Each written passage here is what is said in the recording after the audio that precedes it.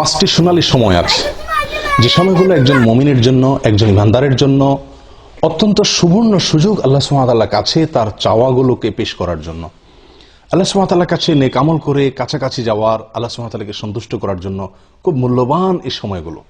সেই সোনালী পাঁচটি সময় কখন? তার প্রথমটি হলো জোহরের সময়। মুসনাদ আহমদের এক হাদিসে বর্ণিত আছে, নবী সাল্লাল্লাহু আলাইহি ওয়াসাল্লাম জোহরের ফরজের আগে 4 রাকাত সুন্নাত সালাত নিয়মিত পড়তেন। কোন সাহাবী তাকে প্রশ্ন করলেন, ইয়া রাসূলুল্লাহ, আমরা আপনাকে দেখি সবসময় আপনি সালাতটি নিয়মিত আদায় করেন, এই 4 রাকাত সালাত কখনো ছাড়েন না, এর হেতু কি, রহস্য কি?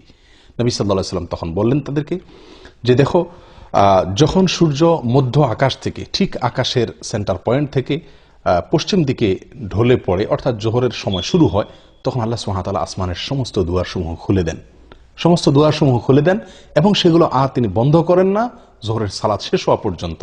ফাউহিব্বু আন ইউসআদা লি ফিহা খায়র, তো আমি চাই, আমার কাছে ভালো লাগে, আমার পছন্দ হয় যে এই সময়ে আল্লাহ যখন আসমানের দুয়ারসমূহ খুলে দেন, এই সময়ে আমার কোনো নেক আমল যেন উপরে ওঠে, সেজন্য আমি নিয়মিত এই 4 রাকাত সুন্নাত আদায় করে থাকি।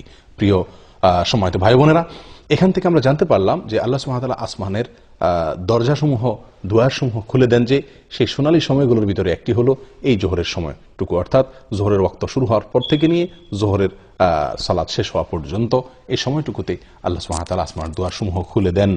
এবং এর পাশাপাশি আমরা নিয়মিত হয়তো অনেকেই আলহামদুলিল্লাহ জোহরের আগের এই সুন্নাত সালাত আদায় করি, কিন্তু হয়তো কয়জন লক্ষ্যই করি না আমরা যে এই সময়টুকু আসমান এর দরজাসমূহ আল্লাহ সুবহানাহু ওয়া তাআলা খুলে দেন।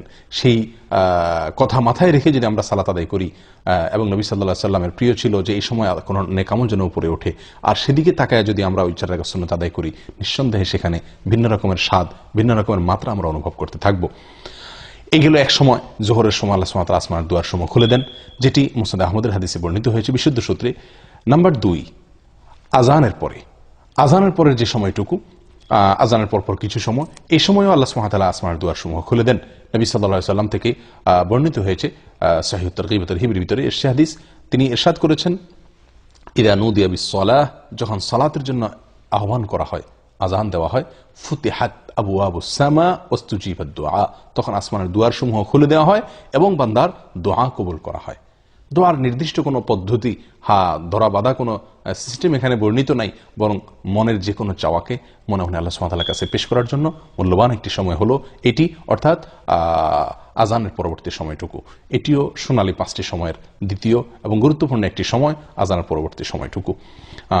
3 নম্বর যে সময়টি সোনালী 5টি সময়ের ভিতরে, সেটি হলো এক সালাতের পরে অপর সালাতের জন্য যখন মানুষ অপেক্ষা করে এই সময়টুকু, এটিও খুব গুরুত্বপূর্ণ একটি সময়।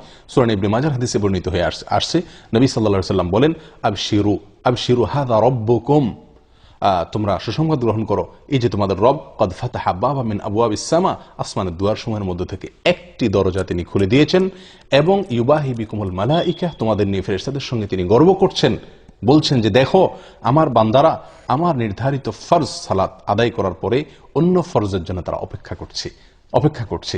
প্রিয় বন্ধু, তাহলে এক ফরজ আদায়ের পরে অন্য ফরজের জন্য যখন মানুষ অপেক্ষা থাকে, ওই সময় আল্লাহ সুবহানাহু ওয়া তাআলা আসমানের দুয়ার খুলে দেন। এটিও সোনালী সময়সমূহের মধ্যে থেকে একটি। নাম্বার 4, ভোর রাত 12